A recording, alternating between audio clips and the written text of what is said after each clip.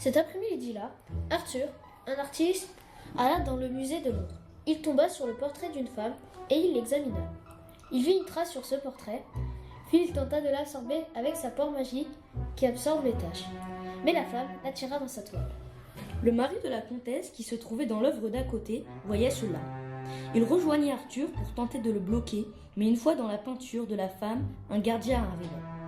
Le mari et ses amis ont été pris d'une peur de découvrir le secret qui courait dans le musée. Du coup, ils tuèrent le gardien et retournèrent dans leur propre toile.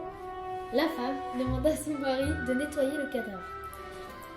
Mais celui-ci refusa. Alors la femme sortit effacer les traces. Mais soudain, une fois à l'extérieur, elle se rappela que son pouvoir lui permettait de faire rentrer les personnes dans son tableau, mais qu'elle, même une fois sortie, elle ne pouvait pas revenir. Elle se retrouva bloquée à l'extérieur.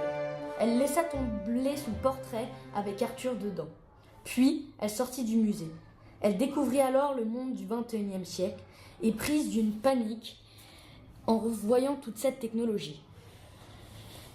Elle vit la fenêtre d'une maison ouverte. Elle rentra dans la chambre d'un adolescent qui jouait à un jeu vidéo.